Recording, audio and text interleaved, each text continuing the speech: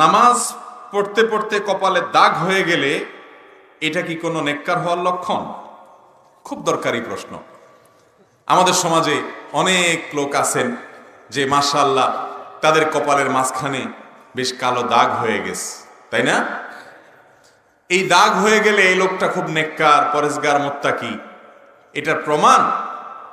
নাকি একজন মানুষ নামাজ কালাম পড়ে কিন্তু হয়তো তার কপালে দাগ হয় নাই, তাইলে এই লোকটার নামাজ কবুল হলো না, লোকটা ভালো মানুষ না, এরকম কিনা?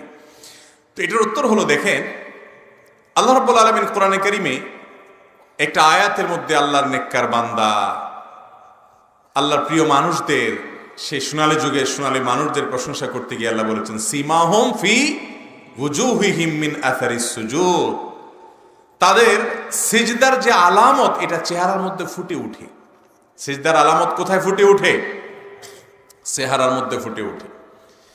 এই যে সাহাবায়ে কেরামের সিফত ছিল, গুণ ছিল, যে তারা যে সারাক্ষণ সিজদায় থাকে, বারবার সিজদায় যায়, আল্লাহর সামনে সিজদায় লুটিয়ে পড়ে, চেহারার মধ্যে তার আভা, তার আলামত ফুটে উঠে। এই আলামত বলতে কাকে বোঝায়? কোন কোন মুফাসসির, দুই একটা তাফসীরের কিতাবের মধ্যে এই কপালের এই দাগকে সিজদার আলামত বলা হলেও বেশিরভাগ মুফাসসিরগণ বলেছেন এই আলামত বলতে আপনার বোঝানো হয়েছে খুশু খুদুকে, চেহারার নুরানিয়াতকে, উজ্জ্বলতাকে। একজন কালো মানুষ হয়তো তার কপালে সেই মাঝখানে দাগও নাই, কিন্তু তার চেহারার মধ্যে নুরানি একটা আভা ইমানদাররা অনুভব করে, ফিল করে। বিশেষ করে কিয়ামতের দিনে অজুর অঙ্গগুলো যেরকম জলজল করে জ্বলতে থাকবে, এরকম সিজদার অঙ্গগুলোতে আলাদা উজ্জ্বলতা থাকবে, সেই আলামতের কথা বলা হয়েছে।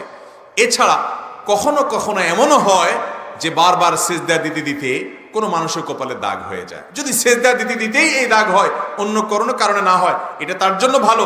কিন্তু এর মানে এই না যে কপালে কালো দাগ হলেই লোকটা ফেরেশতা আর না হইলে লোকটা ফাসেক, এরকম হিসাব করার কোনো কারণ অনেকের চামড়ার সমস্যার কারণে দেখা যায় অল্প ঘষাঘষিতেই দাগ পড়ে যায়। অনেকের চামড়া আবার দেখা যায় এরকম সমস্যা নাই, তিনি অনেক বেশি সেজদা দেন, আরো লম্বা সেজদা দেন, কিন্তু তার দাগ হয় না। হতে পারে কি পারে না? এই জন্য দেখবেন মহিলাদের কপালে খুব একটা দাগ দেখা যায় না।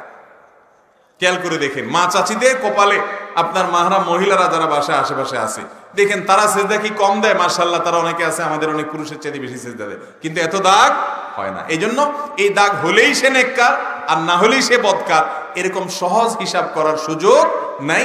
এটা ত্বকের কারণে হতে পারে, চামড়া, অনেকে আবার এত সেজদাও দেয় না কিন্তু দাগ হয়ে বসে আছে না নাই? তো এই জন্য এই কপালের দাগ এটা নেককারের আলামত, আর কপালের দাগ না থাকা বদকারের আলামত, এটা সঠিক কিছু না। হতে পারে এটা তার ইবাদতের কারণে হয়েছে, কিন্তু ইবাদতের আসল আলামত ফুটে উঠবে তার আচরণে, তার আখলাকে, তার খুশু খুজুতে, তার অন্যান্য কাজকর্মে। বিধায় কপালে যদি কালো দাগ থাকে কারোর, সেটি ভালো আলামত হতেও পারে, নাও হতে পারে। এটার উপরে তার ভালো মানুষ মন্দ মানুষ নিরূপণ করা যাবে